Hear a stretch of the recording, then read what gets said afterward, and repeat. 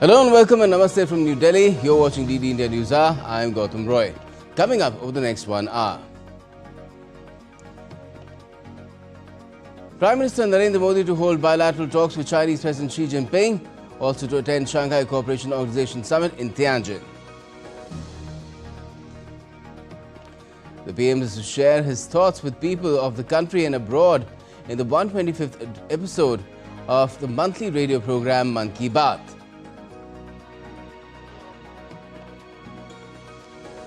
Israeli Defense Forces say they've eliminated Houthi Prime Minister Ahmed al-Rahawi along with other senior officials in an IDF strike in Yemen, Sana'a.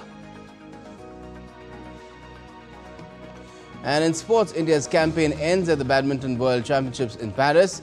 Satwik Ranki Reddy and Chirag Shetty lose to the Chinese pair, settling for a bronze.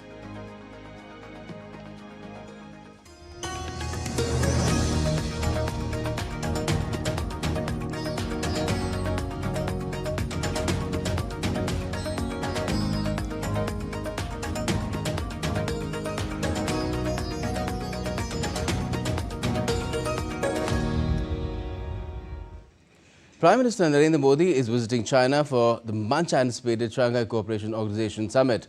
All eyes are now on one of Asia's biggest multilateral gatherings and India's engagements. DD India's Jessica Taneja reports from Tianjin.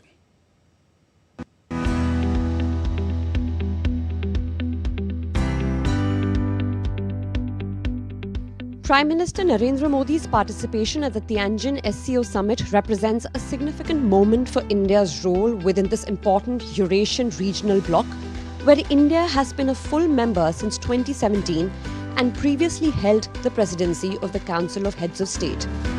The summit will provide a platform to advance regional security cooperation, economic partnerships, and counter-terrorism efforts which are central to India's strategic interest in the region. Prime Minister Shri Narendra Modi will visit Tianjin, China for the 25th meeting of the Council of Heads of State of the Shanghai Cooperation Council, the SCO. The SCO was established with the primary goal of countering three evils of terrorism, separatism and extremism, which continue to remain a challenge. Today, as a regional platform, there is a broader range of sectors of cooperation among the SCO members. During the summit, PM Modi will hold various bilateral meetings to discuss key issues such as regional stability, border security, trade connectivity, and multilateral cooperation. Prime Minister Narendra Modi's visit to China for the SCO summit will intend to extend strategic cooperation, secure natural resources, and also economic growth. At the same time, respond constructively to protectionist trade practices, as well as ensuring advocacy for a multipolar Eurasia. This visit follows a series of diplomatic exchanges between India and China, including bilateral meeting between Prime Minister Modi and President Xi in Kazan last year, and recent visit by Chinese Foreign Minister Wang Yi to India. Prime Minister Modi's arrival in Tianjin will highlight India's proactive diplomacy in Asia, reflecting a strategic blend of multilateral engagement and bilateral focus on stability and growth in a critical geopolitical context. Jessica Taneja for DD India in Tianjin, China. So China's Tianjin is all set to host the Shanghai Cooperation Organization Summit. The city has tightened security ahead of the summit with police personnel patrolling around the venue. Starting Sunday, the port city will play host to 20 world leaders, including Prime Minister Narendra Modi and Russia's Vladimir Putin, as they converge there for the 25th SCO summit under the slogan Promoting the Shanghai Spirit, SCO in Action. And Prime Minister Modi has had a telephonic conversation with the Ukrainian President and President Zelenskyy has shared his perspective on the recent developments related to Ukraine. Prime Minister Modi thanked President Zelenskyy and reaffirmed India's steadfast and consistent position for a peaceful settlement of the conflict and support for efforts aimed at earlier restoration, or rather the earliest restoration of peace. The PM reiterated India's commitment to extend all possible support in this regard. The leaders also reviewed the progress in the India-Ukraine bilateral partnership and discussed ways to further enhance cooperation in all areas of mutual interest.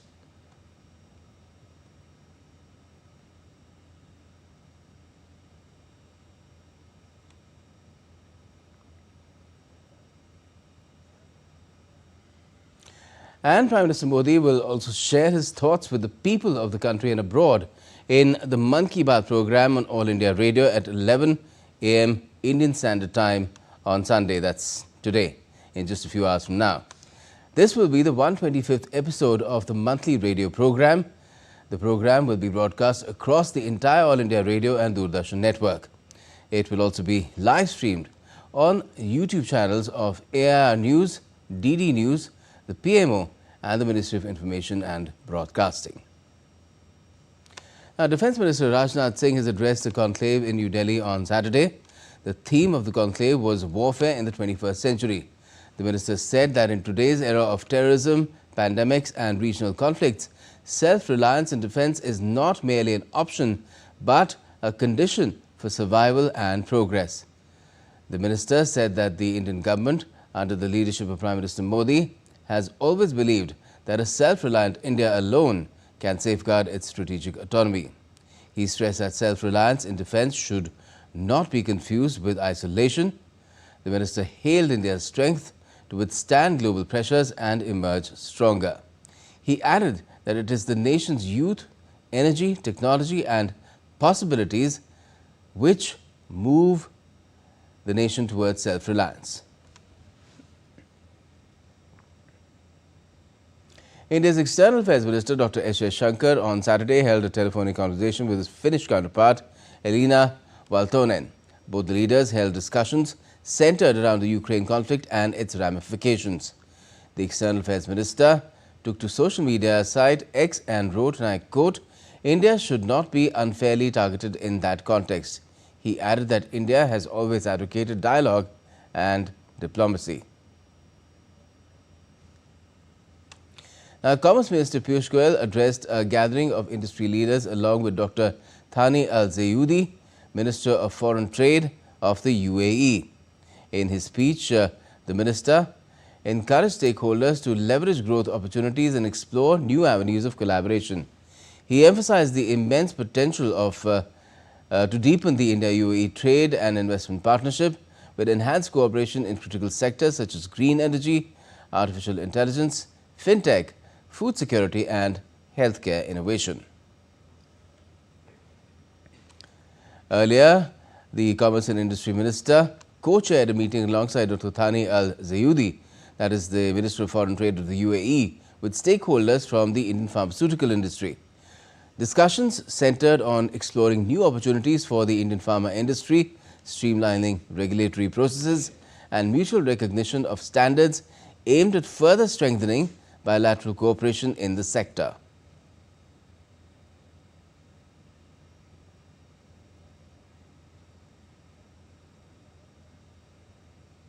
And there's more here on DD India News Hour. Coming up next, the Hamas has confirmed the death of its military chief Mohammed Sinwar months after Israel claimed to have eliminated him. And Israel identifies body of hostage Idan Shtivi received from Gaza earlier this week.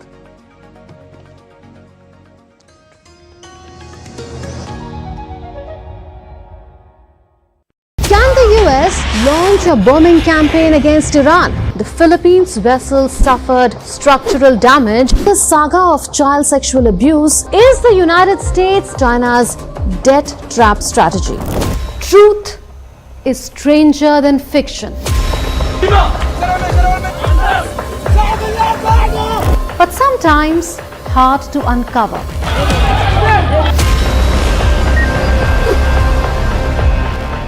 Trust us to tell the truth, unadulterated and pure, of every story that matters to you.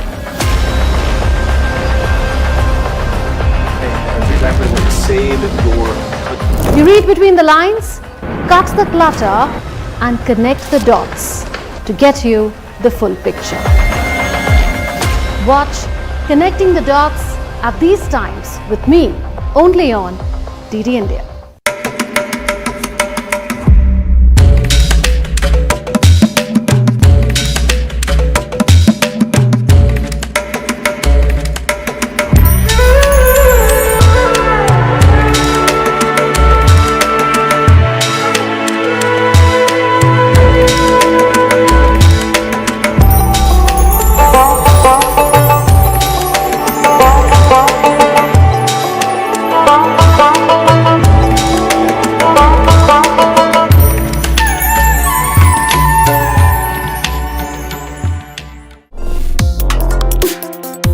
Complex issues, hidden agendas, twists and turns, strategic games. We think all dots are linked, we just need to connect them. Join me every week as I connect the dots to unravel hidden designs in statecraft, mysteries and decode issues that matter to you. Watch Connecting the Dots with me at these times on DD India.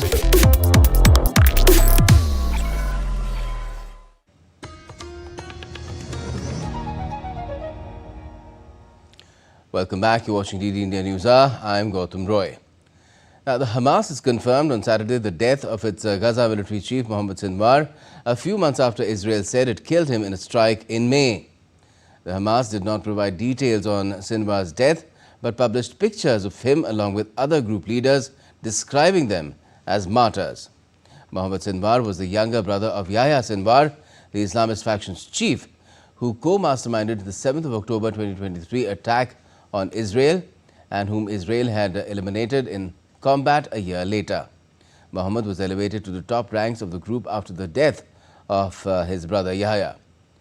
Now, Mohammed Sinwar's confirmed death would leave his close associate Izzat al-Haddad, who currently oversees operations in northern Gaza, in charge of the Hamas's armed wing across the entire enclave.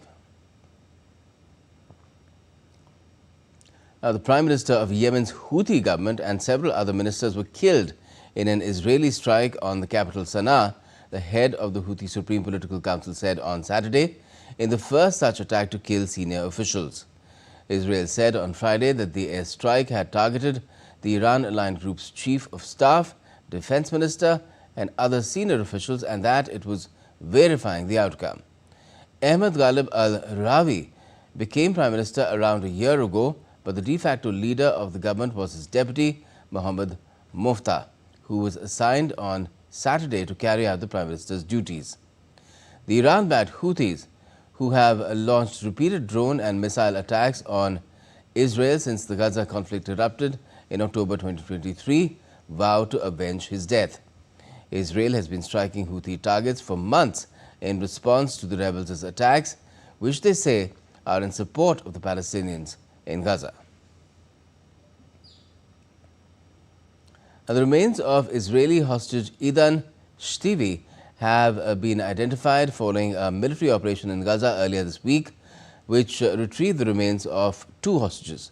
On Friday, Prime Minister Benjamin Netanyahu's office had confirmed the recovery of Ilan Wies's body, along with the remains of another individual whose identity was initially withheld, but has now been confirmed as Shtivi. With the recovery of Wies and Shtivi, Israel now reports that 48 hostages remain in Gaza, with only 20 believed to be still alive. Meanwhile, Israeli protesters rallied at Hostage Square on Saturday, calling for a deal that would see the release of all the hostages in Gaza. Many expressed their concerns over the well-being of the remaining hostages, as well as over the possibility that they may never be able to retrieve those who had died. The hostages' families said there is a deal on the table and accused Prime Minister Benjamin Netanyahu of prioritizing the military offensive over the hostages' return and ending the war.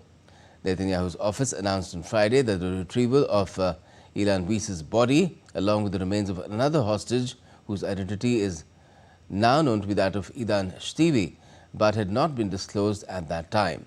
Shtivi was kidnapped from the Nova Music Festival, where he had helped many escape from Hamas militants. Now, the 9th Hamdan humanitarian ship set sail from Khalifa port in Abu Dhabi on Saturday as part of the UAE's ongoing Operation Chivalrous Night 3. The vessel, organized in cooperation with the Emirates' Red Crescent, is bound for Egypt's Al Arish port, from where its cargo will be delivered into the Gaza Strip to support the Palestinian people. The ship carries a total of 7,000 tons of relief supplies, including 5,000 tons of food parcels, 1,900 tons of food items to support community kitchens, 100 tons of medical tents for healthcare facilities, and 5 fully equipped ambulances. The initiative reflects the UAE's steadfast commitment to humanitarian aid and alleviating suffering. It continues a series of relief efforts launched under Operation Chivalrous Night 3 in collaboration with the country's charitable and humanitarian institutions. European Union foreign ministers on Saturday were deeply split over the conflict in Gaza, with some calling for the EU to apply strong economic pressure on Israel, while others made clear they were unwilling to go that far. EU's foreign policy chief Kaja Kallas said she was not very optimistic that ministers could agree even on a proposal she described as lenient, as it is less severe than the other options to curb Israeli access to an EU research funding program. The conflict, launched in response to the 7th of October 2023 attack on Israel by the Hamas, has brought to the surface deeply rooted differences among the EU's 27 countries on West Asia. Many EU governments have criticized Israel's conduct of the conflict, particularly over deaths of civilians and restrictions on humanitarian aid, but they've been unable to agree on impactful EU political or economic action. Now let's go over to the US, where Chicago Mayor Brandon Johnson has signed an executive order on Saturday laying out initial plans for how the city will try to resist President Donald Trump's planned immigration crackdown in the coming days.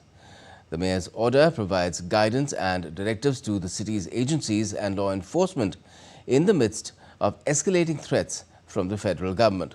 The mayor's order affirms that Chicago police will not collaborate with federal agents on joint law enforcement patrols, arrest operations, or other law enforcement duties, including civil immigration enforcement.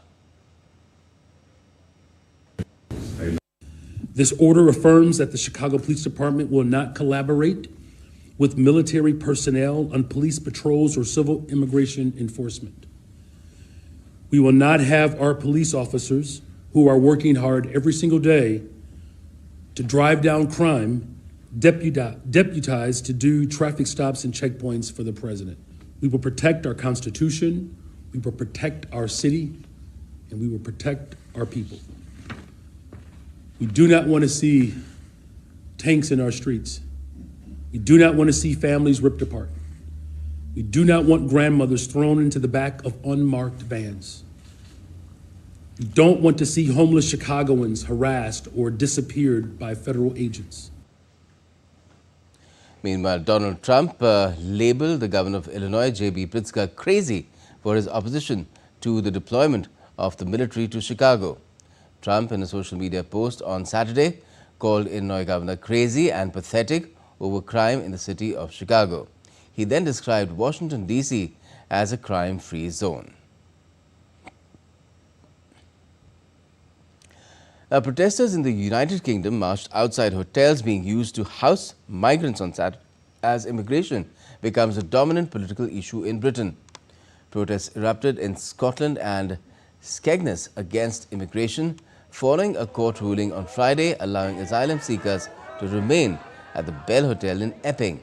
The hotel had become a focal point of violent demonstrations sometimes after an Ethiopian asylum seeker was charged with sexual offences.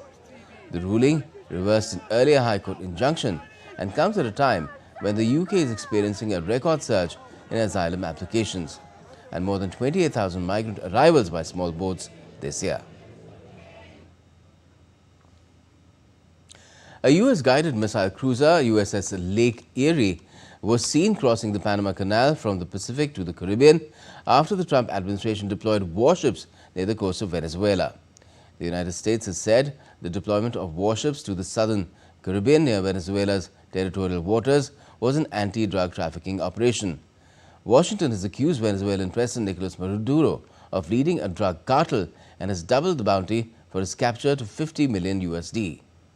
The US has, however, made no public threat to invade Venezuela. Caracas announced Monday the deployment of 15,000 security forces to the Colombian border for anti-drug trafficking operations. A day later, Venezuela announced that it would patrol its territorial waters with drones and Navy ships. Now let's get you some sporting updates as well. Well, India's Satwik Ranki Reddy and Chirag Shetty ended their BWF Badminton World Championships with a bronze medal after their men's double semi-final loss to China's Chenbo Yang and Liu Yi in Paris. This was the duo's second medal at the Worlds after it had won a bronze at the 2022 edition in Japan. Satwik and Chirag fell to Yang and Yi 19-21, 21-18 and 12-21 in a marathon semi-final which lasted for an hour and 7 minutes. This was only the second meeting between the two pairs after they faced each other in the 2024 Thailand Open final, where the Indians had come out on top with a straight games win. Indian Premier League franchise Rajasthan Royals on Saturday confirmed that it has parted ways with Rahul Dravid ahead of the 2026 Indian Premier League. Dravid's stint as head coach of Rajasthan Royals has come to an end after just one season. In a statement, the franchise said Dravid had been offered a broader position within the setup, but he chose not to take it. Dravid's exit, despite having a multi-year contract, follows a structural review after the team's 9th place finish at IPL 2025, where their poorest season since 2021 with just 4 wins in 14 matches. The former Indian captain, who played 46 matches for the Royals, took charge following the conclusion of his tenure with the national cricket team. Now, have you ever wondered about the unsung heroes of Indian science? Those brilliant minds whose inventions shaped the modern world but remain largely forgotten. Well, Tapas Bhattacharya has this report for you.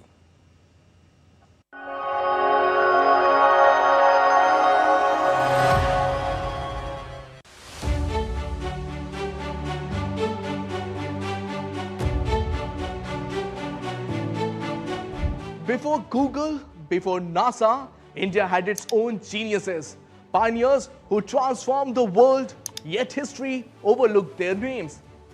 First is Meghnad Saha. In the 1920s, he developed the Saha ionization equation, a tool still used in astrophysics to understand the stars. Without him, our knowledge of stellar atmospheres would have been in the dark. Then there is Satyendranath Bose, the man whose work on quantum mechanics gave birth to the boson, later named in his honor. Even Albert Einstein collaborated with him. Today, the Higgs boson or the God particle stand as a tribute to his brilliance. And let's not forget Jagdish Chandra Bose. He proved plants have life, pioneered wireless communication before Marconi, and even designed the first microwave device. He was decades ahead of his time. These were not just scientists, they were visionaries who laid the foundation for modern physics, communication, and space science. Yet, history often forgets their names. So the next time you hear about a big discovery, remember, India had its trailblazers long before the world caught up.